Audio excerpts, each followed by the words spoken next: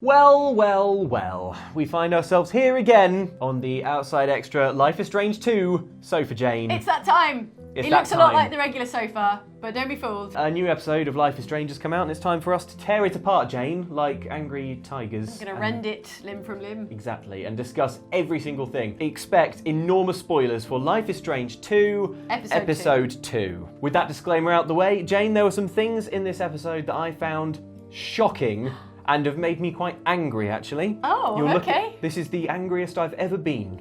He's radiating that kind of wavy heat, thing that roads give off when they're extra hot. That's right. It's probably He's incandescent with rage. That's right. That's what this looks like.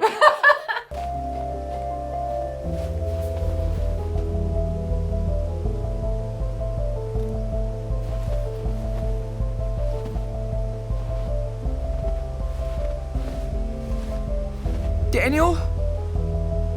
Number one, Jane, won't surprise you. Can you guess what it is? Is it mushroom? It's mushroom, yes. Now, you say you're shocked and surprised, but I do believe we have it on record, our prediction for the fate of Mushroom the dog. I think we have a clip. How much more stressful does it make the game now that they've introduced a tiny, vulnerable puppy? Tiny, vulnerable, and, dare I say it, expendable. Because your little bro can't die. He's got to make it to the end of the game because that's the game. I could see how there's going to be like the dog dies. Like Kate in Life is Strange, the one you have to... It's the one who can. The one who can. The one who can. We really will kill this character, and it's fine for us. It's not too difficult to program the rest of the game where they're not there. Yep. So take, perfect record of accurate prediction. I didn't want Mushroom the dog to die violently by cougar. If you'd have said, Luke, do you want a cougar to eat Is it a mushroom? cougar or a mountain lion? This is important. Are they different? Yeah, I didn't want that to happen. I am sad that it happened. I was devastated. It was the saddest part of the episode, and it was right out of the gate as well. Yeah, I think the shocking thing about it for me was not that it happened, but that I imagined they were going to string that storyline along for another 6 episodes. Yeah. That it was going to be the sort of climactic definitive decision or something at the end of Life is Strange 2. But no, Ned Starked. I know, episode 2. Ned Starked. Gone. They Ned Starked Mushroom. You're like, no, not in episode 2. By Joffrey the Mountain Lion. I thought that was a particular gut punch because of the way that it was introduced. So when you wake up that morning, Mushroom is like... kind of wants to go out. Yeah. And you've already previously let Mushroom out. So exactly. You're like, business as usual. But I did let the dog out. I did think, I'll let the dog out because you can't live your life in a cage of fear. At the same time, you are leaving that house. Mushroom could do whatever she wanted. Yeah, that's true. Yeah. Poop wherever you like. Oh yeah, why don't we just let Mushroom go inside as a special treat?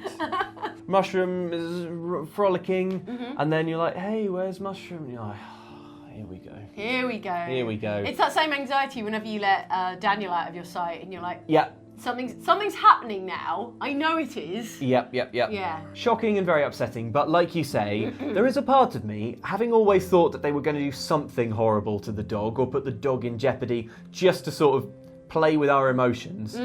I am kind of pleased that it's over with. On a meta level. In a twisted way, it is a relief. That they're not going to be tugging on your heartstrings like, is Mushroom okay? Oh, Mushroom's okay. Is Mushroom okay? No, Mushroom is eaten. That's the binary state. Mushroom is okay. Mushroom is eaten. It's like ripping off a Band-Aid, isn't it? So. Yeah. Did you let Daniel explode the mountain lion with his brain? No, I didn't. And I am frankly most shocked at how quickly Daniel's powers go from naught to... his first instinct is to explode a mountain murder lion. Something that crosses him. But he's mad, isn't he? He's angry. He's just in. Yeah, but that's okay. I suppose it's fair. When a little child gets angry, they want to explode to an animal.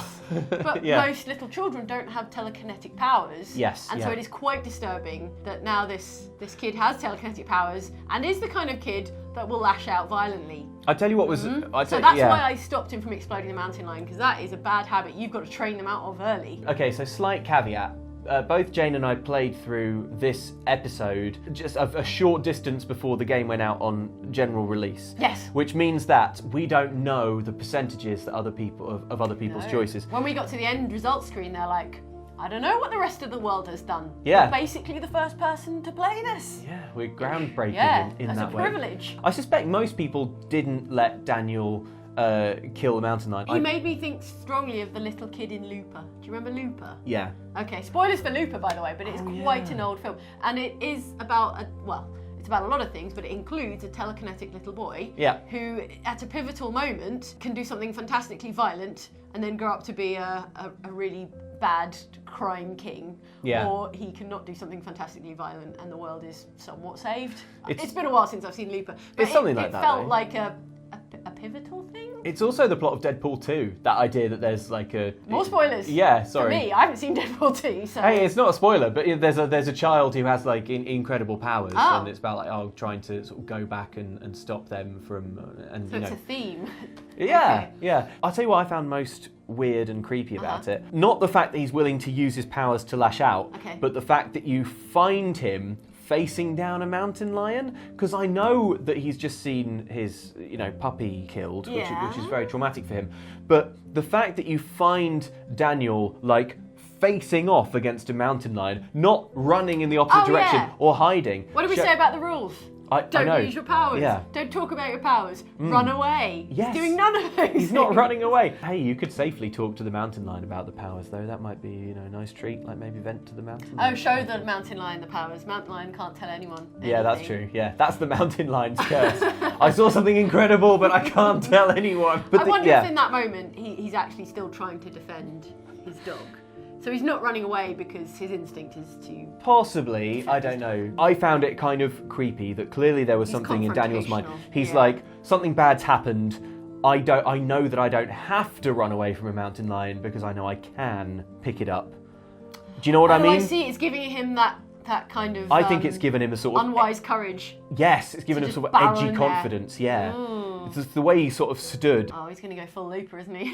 What's the benefit of killing a mountain lion? That's just two dead animals. Yeah, circle of life. But wouldn't have helped. I mean, you could have buried your dog, but... That's the circle of life. Obviously, Life is Strange has to punish you for doing a good thing. Doing anything. Yeah. So you don't get to... There's nothing to bury. Yeah. That is sad. There is a mound of dirt, though. It's like, well, we've dug up this dirt, and now dig it back in there, in a mound. You didn't even bury the bandana, because the bandana appears later in the game. I'd have thought they'd bury the bandana. That's the obvious thing. Yeah. No, kept it. That was sad. Mushroom, We'll remember you. We'll remember you forever, Mushroom. But also, I feel a little bit more relaxed. Now we can chill out. Now that you've got eaten, I'm so sorry. We'll figure out something.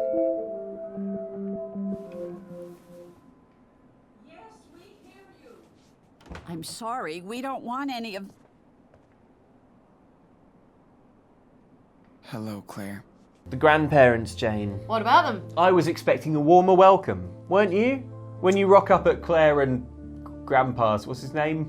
Mr. Claire? Stefan. Yeah. When you rock up at their house, I was definitely expecting it's our grandchildren who need our help and are clearly visibly sick and filthy. Yeah, they're not the world's warmest. Who's there? Oh, it's you guys. They're not sufficiently shocked either. For people who aren't warm, you think they'd be like, oh my God, it's those boys that may have killed a police officer. You know, their reaction is quite low-key in either direction. Mm-hmm. Like some people aren't great with kids. Maybe. I definitely get that vibe of them. From the fragmentary clues you get, I don't think that Karen had that happy an upbringing. No, she definitely got out of there and didn't have a great relationship with her parents, and that's what precipitated the eventual disappearance, or is it? Yeah. I feel like it's deliberate. I want to be generous and say they're meant to be kind of odd, awkward grandparents. It's not the sort of like gathering hug and cotton wool, that you sort of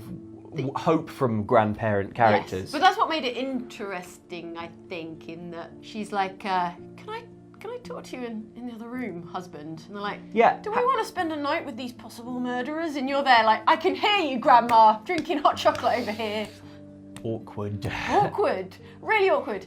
Our grandchildren are wanted by the police for murder. I I know. What if Sean is guilty?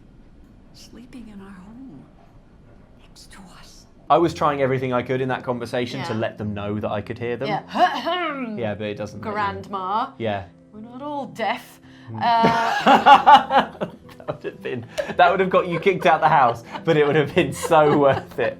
She's hard to get along with, which I think is what the game was going for. It's like you're retracing your mother's footsteps in that her childhood must have been, her teenhood must have been similarly difficult. Like there are a lot of rules. For sure. There's not as much warmth as you might like. It doesn't surprise me that you find out that your dad, Sean and Daniel's dad, didn't get on with them as in-laws because he is so warm and emotional and chill from the little you see of him before he is sadly Grandma's exploded. like, well, your father, he was his own person. Yeah, a nice person. Is anything else, Grandma? You know, he's dead now, so you could say something. I think we can all agree He was his own person. he was alive. Where the grandparents ask, but why did you run if you were innocent? Always an aggravating question. Yes. But when they ask it, and Sean is like, well, they would have taken Daniel away. They would have blamed us for everything, which maybe not. Yeah. And then he says, and then Daniel would have been put into foster care. Can you imagine anything worse? I'm sorry, I don't know how the foster care system works, but I think if you have living grandparents, maybe a child goes to the living grandparents who have like a 3-bedroom home. At that point, before they go into the foster system. Or at least they'd be asked. I thought that the grandparents were going to say, Sean, you daft thing, what were you thinking about? Obviously, we would have looked after Daniel in that situation. No one steps in. Yeah, but to they're just like, him. yeah, I guess he would kind of. would have been. That was a good decision of yours there. I don't know how much of that to put on the grandparents as being all of it. really callous, All of or it. just a little wrinkle in the game's plot that like we want to have grandparent characters. We want to make Sean's reason for running off legitimate, and like reconciling those two elements is maybe tricky. I found that little interrogation extremely aggravating, especially as you say, the bit where like, but why did you run? And it's like, because he's a child. Yeah. Children don't make the best decisions. There's one line, famously. There's one line from the grandmother Claire who's like, You need to think of long-term solutions now.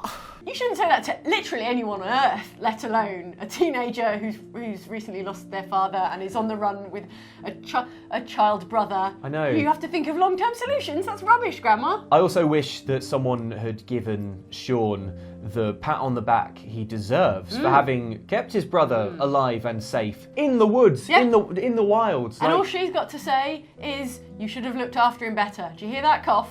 How could he have done better? How? She's tough on the boys. Tough to impress. Yeah, so I'd say that was a very bad first impression of old Grandma Claire. But they do warm up. It seems like by the end of that week that you spend together, it feels like there's some genuine warmth. I feel like that's all coming from you being so adorable and you guys being such inherently good kids that you're sort of like thawing their frosty exterior. I don't feel like they are revealing that actually they had hearts of gold all along. No. I feel like they're the ones who are getting an arc. They're the ones who get a character arc. Game's supposed to be about you and your brother, and they're the ones making emotional progress. Yeah, I was trying to be agreeable when I really wanted to be a Burn the world. real dirtbag. I really wanted to be like, up yours, Grandma. Yeah. But then if she kicks us out, we're in so much trouble. That's so the theme of all of Life is Strange 2, is what you really what want you to want do. to do versus what you're actually going to do, so the game doesn't punish you worse. The game doesn't kill your brother in the end. Sidebar, for me, one of my favourite things about this whole episode was the significant improvement in Sean's hair.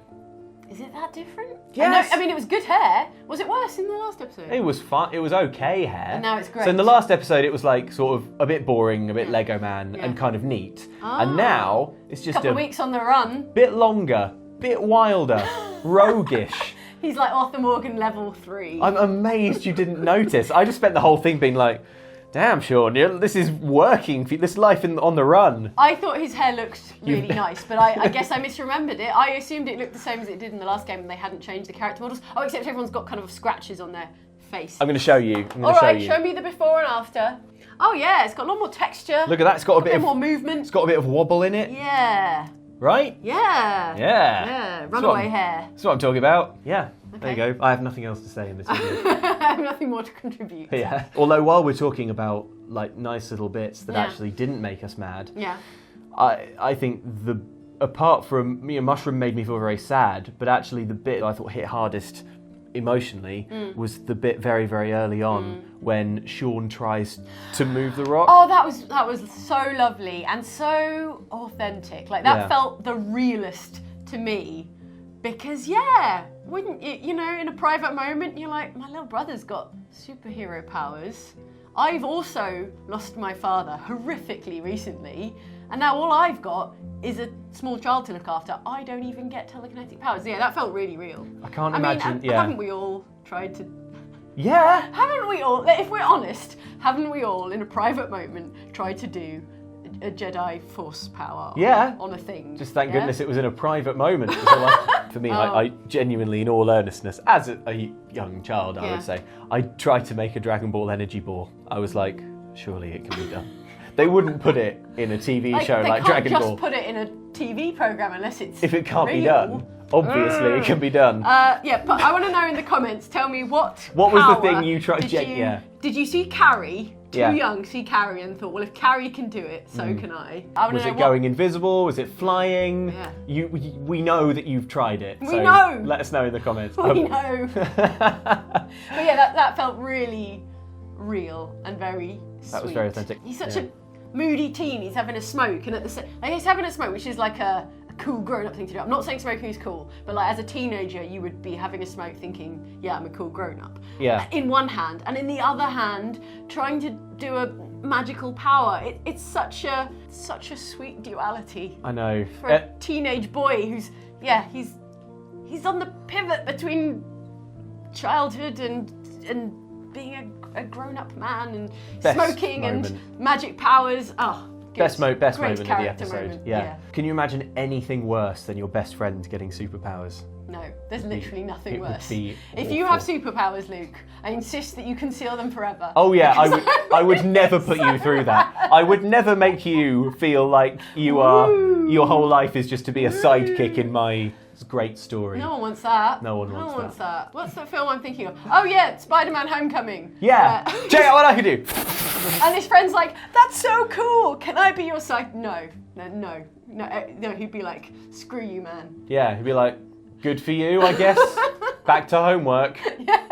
Also, whenever someone has superpowers and their best friend doesn't have superpowers, there's usually a point where that friend has the opportunity to eat something glowing or be like, oh, maybe I can be the hero as well. And it's always a bad idea. And the hero's always like, no, don't do it. You don't know what a cursed and sexy, fun existence I have. And and then they're like, oh, but maybe I can. I just want to help you. And then they're like, oh no, for me it's Venom or something. Like, that does. It feels like a trope. It almost certainly is. I can't think of any examples, but I'm sure it's a trope. It definitely happens. I'm sorry, Sean. I know you guys miss your games and your websites, but trust me, a break from all this can only do you good, and it's safer that way. While staying with the grandparents in Beaver Creek, I noticed that you had the opportunity, Luke, to check a laptop or use a telephone to find out what's going on back in Seattle in your old life and how things are going down that way. Yeah, it turns out not great. Not good. In a shocking, or perhaps not shocking twist. Everything is going real bad for Sean's old life. It's I was a bit basically shocked on fire. Yeah, I was shocked at how bad it was going. Well, also, because we talked about this on the way to the studio, you didn't check Facebook because you're very clever. I was like, thank you. Check Facebook, call Lila, do everything. People can't trace these things. Obviously, people can trace these things. But I don't know what I was thinking. I was so much in the mindset of a teenage boy that I was like, no consequences. A teenage boy who's been denied internet access for a week. I was like, because grandma and grandpa are at church, so let's look at the internet. So you can check the laptop. Yeah. And there's like a conspiracy forum that Granddad's checking out. Cheers, Granddad.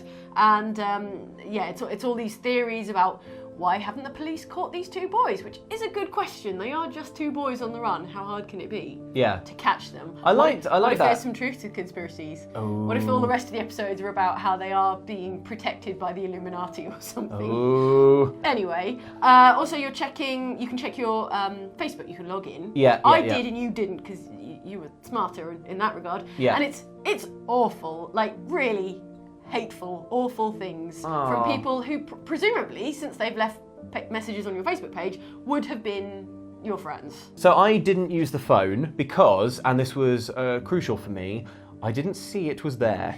So, but I just didn't see it. And you assumed these people wouldn't have a telephone. Who has a Probably all- landline these days? Yeah. But you did. You called Yeah. Lila. Yeah, again, extremely foolishly. I'm like, So famously, foolish. the police can't trace phone calls. Yes. So, I'll just one call. thing I'll I call know from about a, the police. I'll call from a landline. That's what I'll do. Yeah, the one thing I do know as a 16-year-old or however old boy is that police can't trace phone calls. I'll call the police. Maybe they know where Lila is. So I called Lila because she's lovely, Yeah. and I miss her. Her mum picks up and is like, you know Lila's not here. You know she's at the clinic. So Lila's in a bad way. She's she's having troubles, bad troubles. This is very unwelcome news because I really liked Lila and Yeah. I thought that she was bound to be a recurring character. But from what you've described, it sounds like maybe we have seen the last of her. I don't know, because in the end results screen, and again, we don't know what happens to everyone else, and we've Yeah. only played it through once each, but there are options like you did speak to Lila, you didn't speak to Lila, or you didn't try calling Lila. Yeah. So I wonder if a certain set of decisions would lead to a point where Lila is at home and you do speak to her. I've been really worried, Sean. I'm on medication. I couldn't sleep anymore. Fuck. You're gonna be okay, Layla. So are we. I don't know that there's a happy ending to that phone call, and it is, in my playthrough, it is how the police found me, but from what you were saying, the police find you anyway, so it's sort of like, you're damned if you do, and if you don't. Speaking on shocking moments that occur in that room, I'm putting this on the list. I was shocked to find that Brody's blog is bad. You can contact me on my blog, A Tribe Called West. So, you better keep me posted when you can. He seemed alright. Yeah. People can seem alright, and He's then you a read rich their kid blog. with a blog. And, it's He is not working for a notable travel publication. He's got a blog. He's not writing for name of notable travel publication. Condé Condé Nast. Nast. Yeah, thank you. First thought, best thought. I still hear my ex-brother, his choice, telling me years ago, you read all this Kerouac crap about life on the road, but you can't even change a tyre. What are you talking about, Brody? The Life is Strange writing is, I would say, provably good. So you think it's a deliberate generally, they're pretty good attempt to create an insufferable... Well, then that's yeah. an interesting choice, isn't it? And also, Travel he's writer. like, check out my blog if you ever can. And he's like, oh, I must check out Brody's blog if ever I can. So I sort of thought there would be a bit of plot advancement when you finally get to Well, it. it was all memes. You got Yeah. it was all gifs. Oh no, Brody. Brody. Or it was a GeoCities page with like a buzzsaw that like travels across the page. Oh, and like one of Under those, construction animated one of things. those little Yeah. counters at the bottom. And Yeah. like, sign my guest book. Don't sign the guest book, Sean. They'll track it.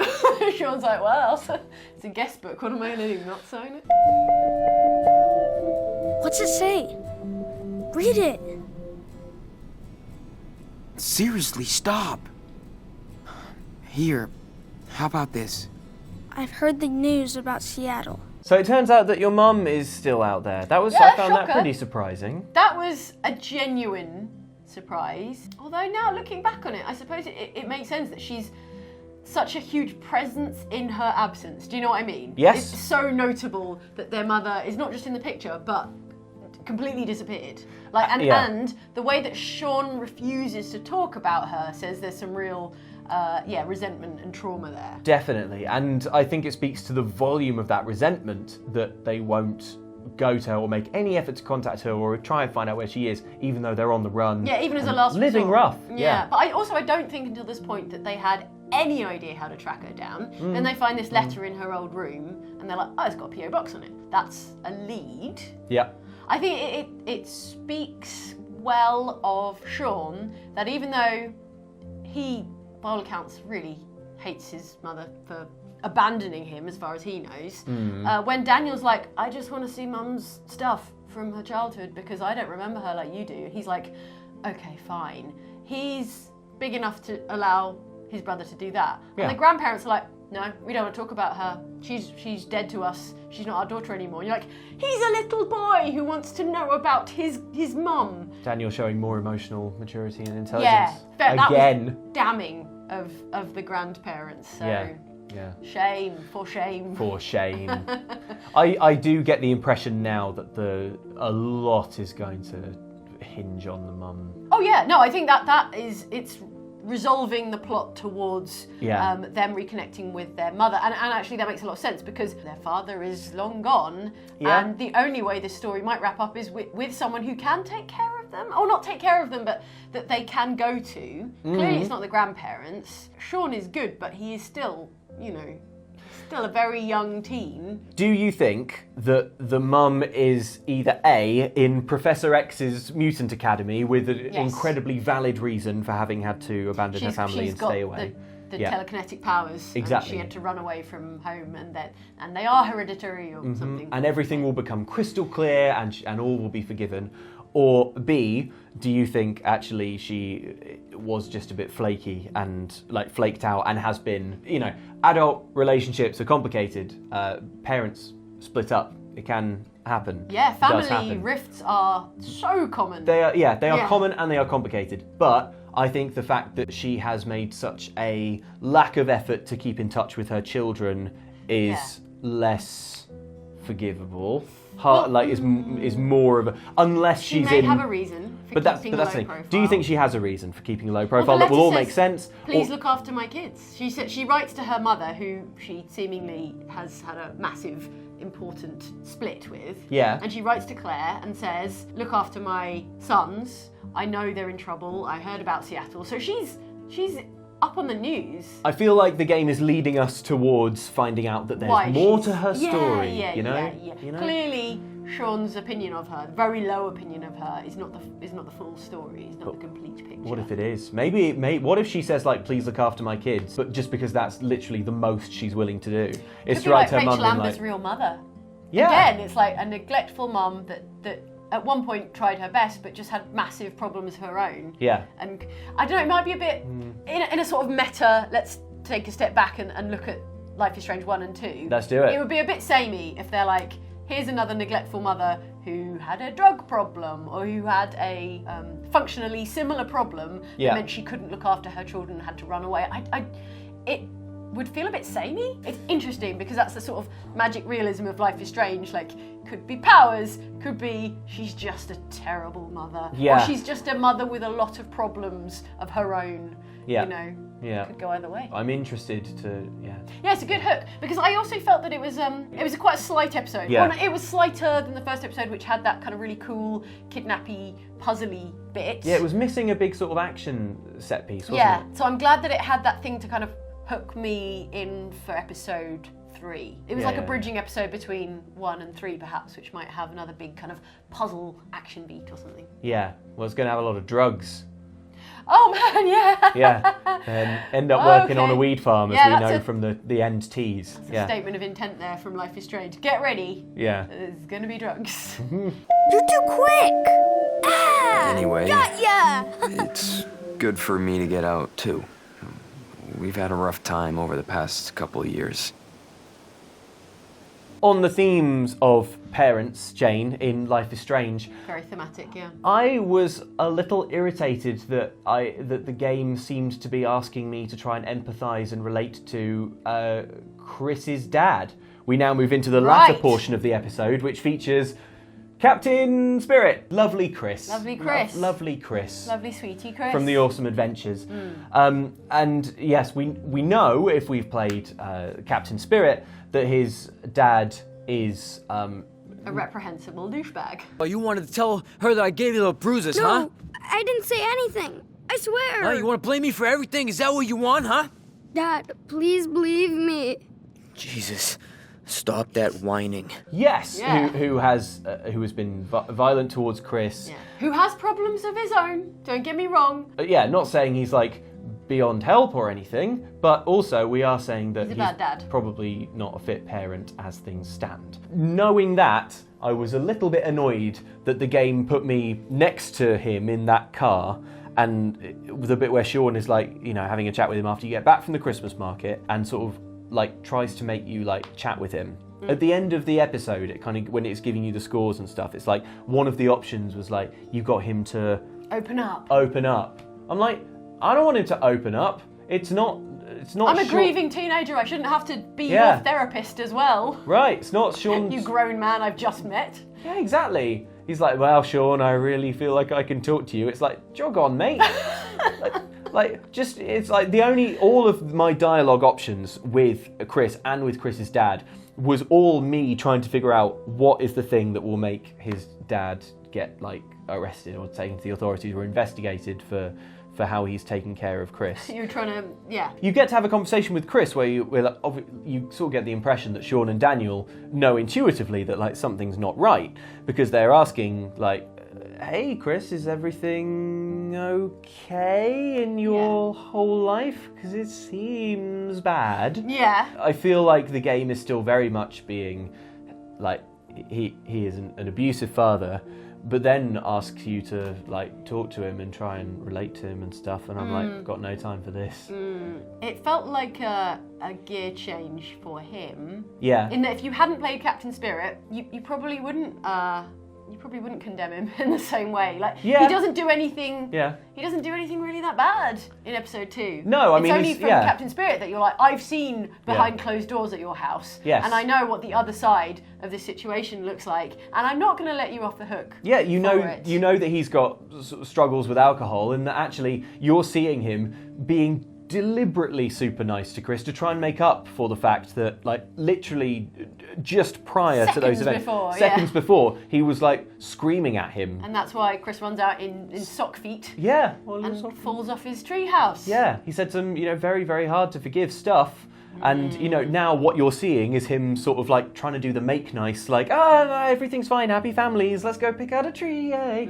And, What do they call it in D&D? Like metagaming it, where you're technically playing a character who doesn't know that side of it. Yes. But you're a player who does know both sides of it. Yeah, yeah. And you're not given, I mean, maybe rightfully, you're not given the option to act as though you do know what the secret is. You do know. Yeah, but the game did choose narratively by, making Captain Spirit a thing that exists. Yes. They did tell us, they did sort of give us that peek behind the curtain. And then, I don't know, I just didn't... You feel like the game itself is letting him off the hook, not just the... Maybe a little bit. This would be less of a big deal if at the end anyone got their comeuppance. Wow. Which leads us on to our final point. Whoa.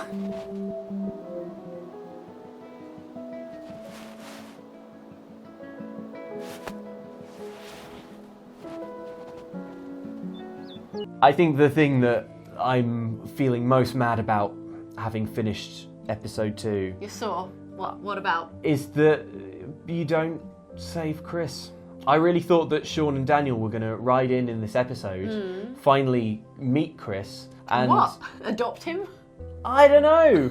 Take him with them? Something other than possibly getting him run over would have Well, been a plus. This is what I was going to say, and Yeah. neither of us have seen this outcome because we didn't make the decisions that led to it. Mm-hmm. But from the end result screen, it's clear that Chris can just get mown down by a police car, Yep. which is about the worst thing I've ever heard. Yeah. So in a way, you do save him in that you have made decisions that lead to him not getting mown down by a police car, which I think, to recap, is what happens if you let Chris labour under the sort of delusion that he has superpowers of his own, and Chris thinks he has superpowers.